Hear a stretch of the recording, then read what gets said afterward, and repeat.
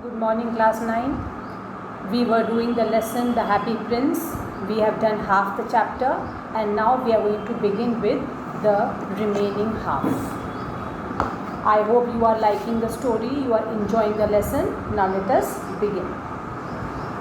I am reading the first line of that paragraph where we had stopped last time. I am beginning to be appreciated. Who is saying this? The young man in the garret. He is saying to himself when he saw a precious stone kept near him, he was very happy and he now feels as if his hard work is being appreciated now. This is from some great admirer. Now I can finish my play, and he looked quite happy as the swallow obeyed the commands of the Happy Prince. And what was the command? The command was to pluck one of the eyes which were made of rare sapphires. The Happy Prince told the swallow that now my two eyes are left. They are made of rare sapphires. You should take one of them. You should pluck one of the sapphire from one of my eye, and take it to the young man who is writing a play in the garret. He is feeling very cold. He is unable to finish the play because it is very cold and he is not able to write comfortably. So, obeying the orders of the Happy Prince, the swallow plucked one of the sapphires and took it to the playwright. This is what we had studied in our previous English class. The next day, the swallow flew down to the harbour. He sat on the mast of a large vessel and watched the sailors working. I am going to Egypt, cried the swallow. But nobody minded, and when the moon rose, he flew back to the Happy Prince. I have come to bid you goodbye, he cried. Now, when it is night time, when the moon rose in the sky, the swallow came to the Happy Prince and told the prince that I have come to say goodbye to you. I have come to bid you goodbye so that I may fly to Egypt. I have come to bid you goodbye, he cried. Swallow, swallow, little swallow, said the prince. Will you not stay with me one night longer? Now again the Happy Prince is pleading, is requesting, and in that requesting tone he is asking the swallow that, swallow, are you not going to stay with me one night longer? That means the Happy Prince wants the swallow to remain with him for one more night. It is winter, answered the swallow, and the snow will soon be here. In Egypt, the sun is warm on the green palm trees, and the crocodiles lie in the mud and look lazily about them. So the swallow says that soon it will be very cold here, it will be winter season, everything will be covered with snow, whereas in Egypt there will be bright sunshine, the atmosphere, the weather is going to be warm. So the swallow wants to go and live in that warm weather and enjoy the sunshine. In the square below, said the Happy Prince, there stands a little match girl. Match girl is the girl who sells matches. Okay, so now the Happy Prince tells the swallow that in the square below there stands a little match girl. He shows a little girl to the swallow who sells matches. She has let her matches fall in the gutter. Matches, I hope all of you have understood, children. Matchsticks, diya salai. So what happened to that little girl? She has let her matches fall in the gutter and they are all spoiled. Her father will beat her if she does not bring home some money, and she is crying. So Now the happy prince is feeling very sorry for this little girl because she had lost all her matchsticks. She had lost all her matches. How? Because the matches fell in the gutter and they were spoiled. She had come out of her home to earn money by selling the matches, but she could not do so because all had fallen in the gutter, and now she is crying because she will not be able to earn any money that day. She has no shoes or stockings and her little head is bare. That means it shows that she is a poor girl. She does not have any footwear to protect her feet. She does not have anything to protect her head as well.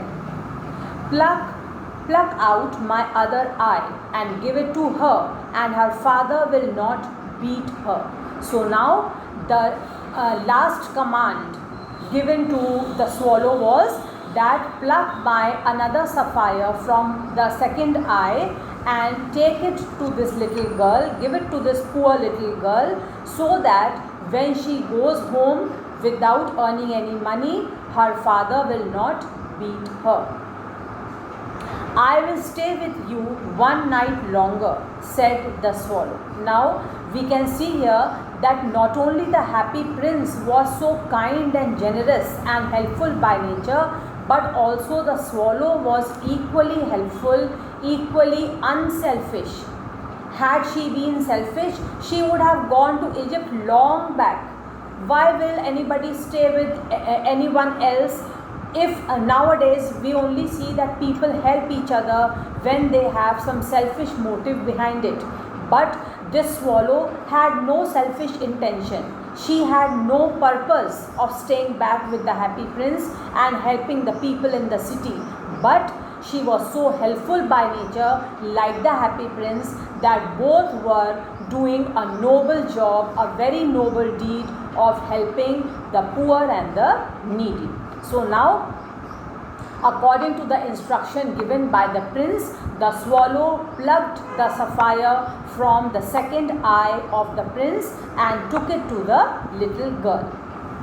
I will stay with you one night longer, said the swallow, but I cannot pluck your eye. Now the swallow is feeling very sorry. She is feeling very bad that first the gold leaves were taken away, then the ruby from the sword hilt was taken away, then one sapphire from one of the eyes was plucked. Now the prince is asking to pluck his second eye and take out the second sapphire and go and give it to the poor little girl. So the swallow was feeling very bad and she did not want to pluck the another eye of the happy prince. But I cannot pluck out your eye.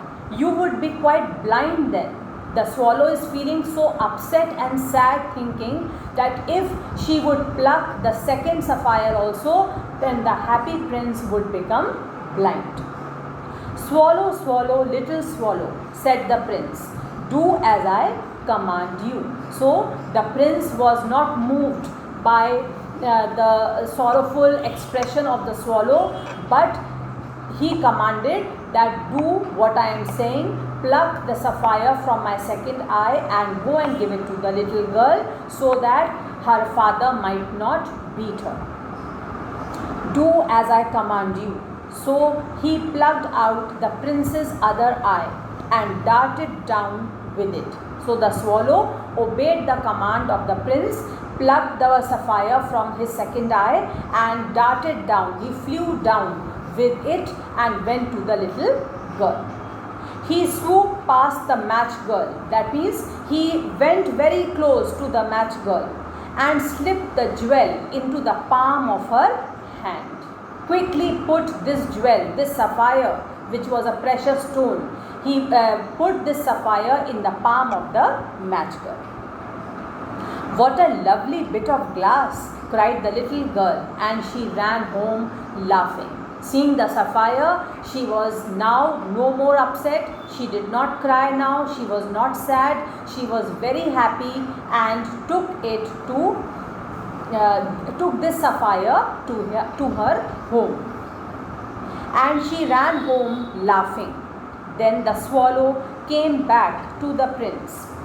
"You are blind now," he said, "so I will stay with you always." Look at the generous nature and look at the unselfish nature of this swallow. The swallow now, when came back to the statue of the happy prince, saw that now the prince was totally blind. Both his eyes, which were made of rare sapphires, had been plucked and they were given to the poor and the needy. Now he felt, the swallow felt that the prince, since he is blind now, he should not be left alone, and the swallow decided that he will stay with the prince forever. "You are blind now," he said, "so I will stay with you always." No, little swallow," said the poor prince, "you must go away to Egypt." When the swallow showed her willingness to stay with the prince always, since now he was blind, the prince suggested that no, you should not stay with me always, you should go to Egypt, you should fly to Egypt. "No, I will stay with you always," said the swallow, and he slept at the prince's feet. All the next day he sat on the prince's shoulder and told him stories of what he had seen in strange lands. So in order to keep the prince occupied, in order to keep him busy listening to the swallow kept on telling him stories of different strange lands which he had visited in the past. "Dear little swallow," said the prince, "you tell me of marvelous things, but more marvelous than anything is the suffering of men and women. There is no mystery so great as misery. Fly over my city, little swallow, and tell me what you see there." So after listening to interesting stories told by the swallow, the prince told the swallow that "You have been telling me very interesting stories of various mysterious lands, various beautiful lands which you have visited, places which you have seen till now, but the happy prince said that I think that misery is a great mystery in one's life." And the prince, now since he was blind, both his eyes had been plugged, now he could not see himself what kind of problems the people in the city were facing, what new was happening in the city. So he instructed the swallow that "Tell me what you see in my city. Fly over my city, little swallow, and tell me what you see there." So the swallow flew over the great city and saw the rich making merry in their beautiful houses. Making merry, that means the swallow saw that the rich people were leading a luxurious life, a happy life, a life full of merriment, full of enjoyment, and saw the rich making merry in their beautiful houses while the beggars were sitting at the gates. So the swallow saw two contrasting things. On one hand, he saw that the rich people, those who were wealthy, they had everything, they were leading a happy and a prosperous life, a comfortable life, an enjoyable life. Whereas the poor people, those who were beggars, they were so poor that they were sitting at the gates of the rich people expecting that they are going to give something to these poor so that they could spend their day, they could get something for which they could buy some food for themselves. While the beggars were sitting at the gates, he flew into dark lanes and saw the white faces of starving children looking out listlessly at the black streets. So another sad scene, pathetic scene which the swallow saw was when the swallow flew into the dark lanes of the city. He saw dark lanes of the city means the interior of the city, when the swallow flew in the interior of the city, he saw the white faces of the starving children. The children were so poor that because of hunger and starvation, their faces had become pale. They were white. White face shows that they were undernourished. They were not getting enough food to eat every day. They were starving due to hunger. And they were looking out listlessly at the black streets. Here it shows they were looking out at the black streets, show that they were waiting for somebody to help them out by giving them either some money or by giving them some food to eat. Under the archway of the bridge, two little boys were lying in each other's arms to try and keep themselves warm. This was another scene which the swallow saw. Under the archway, under the bridge, the two little boys were lying close to each other so that they could protect themselves from the cold weather and keep themselves warm. "How hungry we are," they said. "You must not lie here," shouted the watchman, and they wandered out into the rain. So these two little boys, they were already very poor. They were already very in a problematic condition. They were poor, they were hungry, and they were also shivering due to cold. To add to their problems, the watchman shouted at them and told them to move away from there and instructed them that they are not allowed to lie under the bridge. And they went out from that place. They moved away from that place into the rain. Then he flew back and told the prince what he had seen. So, as per the instructions of the prince, the swallow was taking a round of the whole city and he saw various things. I am repeating quickly what the swallow saw. Firstly, he saw that the rich were making merry. They were leading an enjoyable life, whereas the beggars were sitting at their gates. Then, when he flew into the dark lanes, he saw the white faces of the children who were starving due to hunger, and they were looking at the dark streets in expectation that somebody is going to come to help them, either by giving them some food to eat or by giving them some money. Then, under the archway of the bridge, the swallow saw two little boys lying on the ground very close to one another to warm themselves, because it was winter season and they had nothing to protect themselves. But the watchman shouted at them, told them that they are not allowed to lie down there under the bridge, so they moved out into the rain. All this was seen by the swallow, and the swallow went back to the prince and reported everything to him. "I am covered with fine gold," said the prince. "You must take it off leaf by leaf and give it to the poor." Now we have seen that how helpful the happy prince had been throughout. First he gave the ruby of his sword hilt, then he gave the two sapphires which were there in his eyes. Now his body, which is covered with golden leaves, gold leaves, he is ready to give away those leaves one by one to help the poor and the needy. And he is asking the swallow that you must take one leaf after another, take it off from my body and go and give it to the poor people. The living always think that gold can make them happy. This line is very important, children. How important what an important thing the happy prince has said. You must take it off leaf by leaf and give it to the poor. The living always think that gold can make them happy. It is a mock. He is making fun of the rich people, and he is saying that those who are living people, those who are living beings, the human beings, feel that if they have gold, they will be happy. But I am made of gold leaves. My whole body is made of leaves which are made of gold. Pluck the gold leaves and go and give it to the poor people so that they can lead a happy life.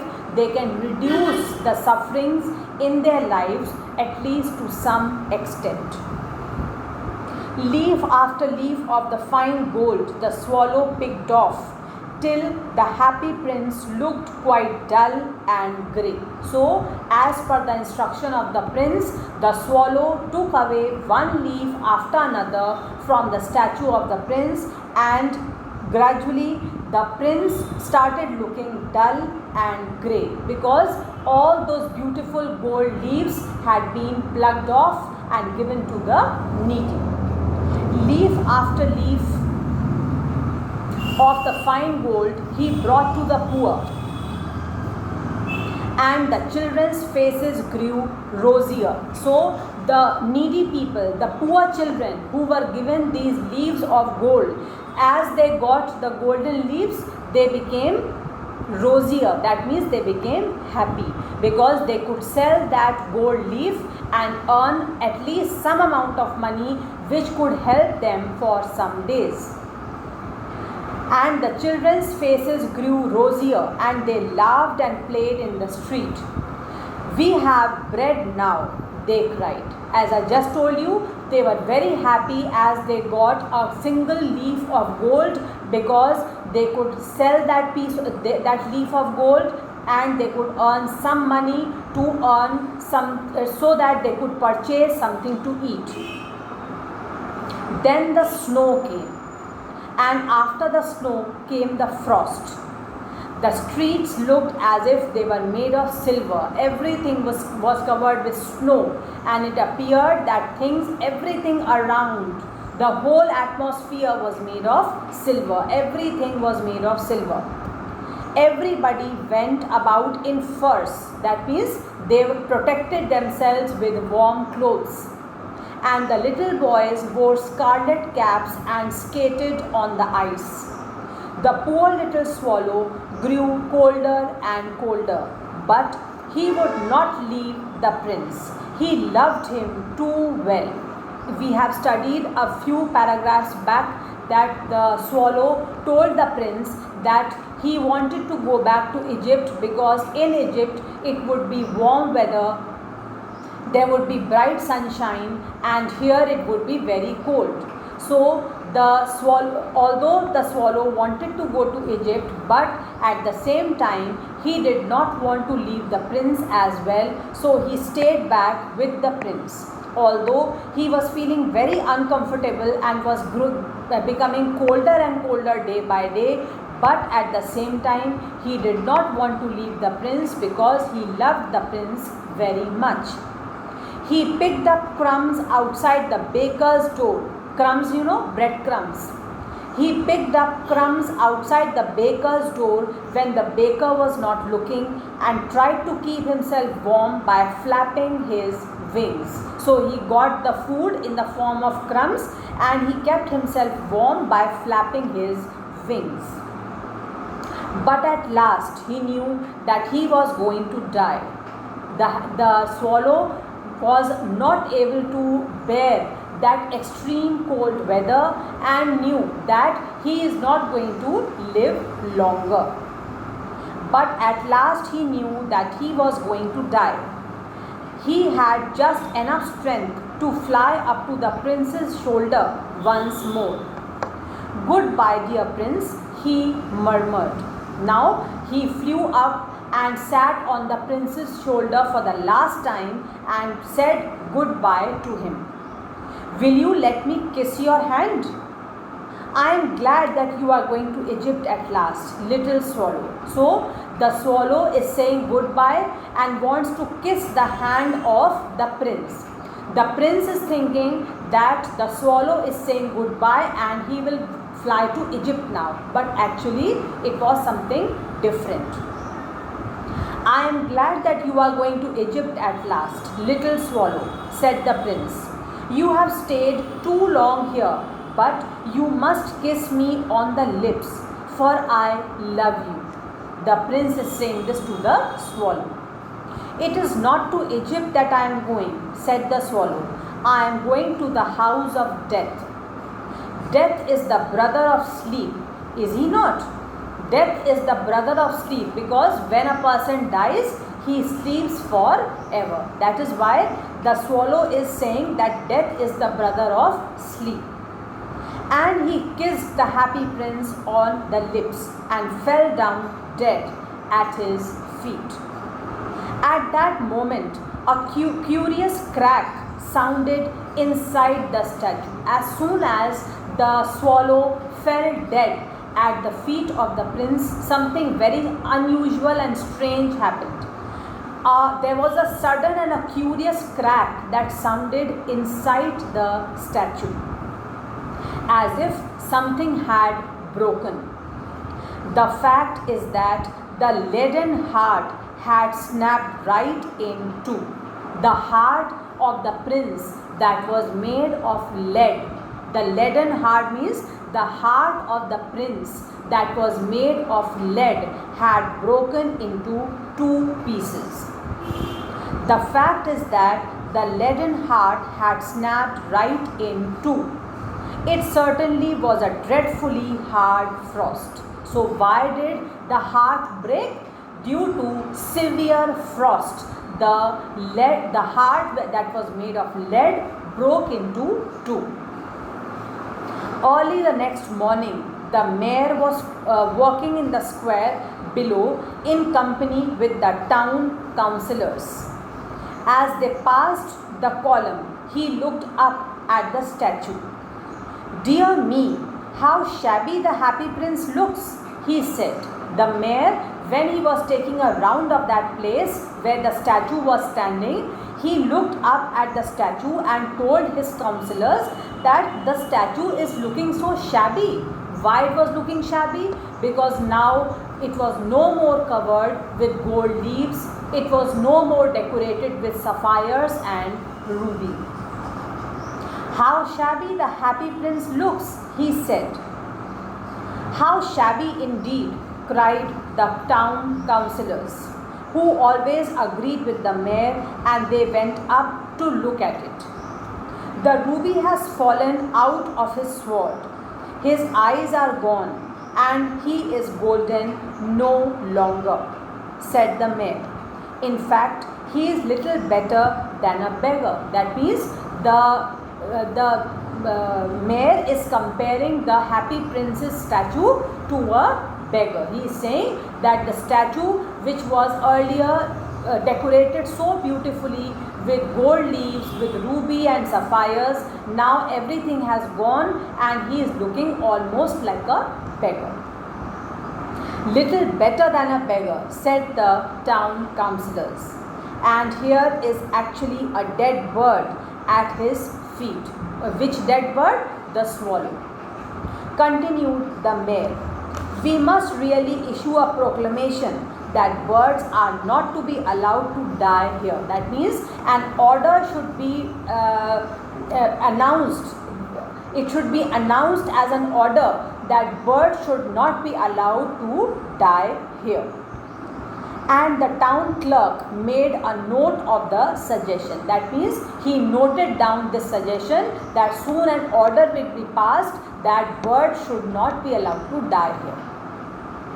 So they pulled down the statue of the happy prince. Pulled down means they made the statue fall down.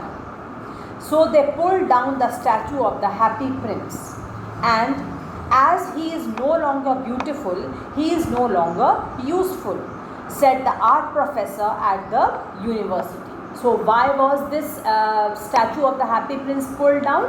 Because according to the art professor, since the statue was no longer beautiful, so it was no longer useful. Then they melted the statue in the furnace. Furnace is that place, children, where fire always keeps on burning and metals are melted there. They melted the statue in the furnace. The statue was made of metal and it was melted in the furnace. What a strange thing! As the statue was melted, they saw something very strange. "What a strange thing," said the overseer of the workmen at the foundry. A person who was watching the statue being melted at the furnace said that something was very strange that he was able to see. This broken lead heart will not melt in the furnace.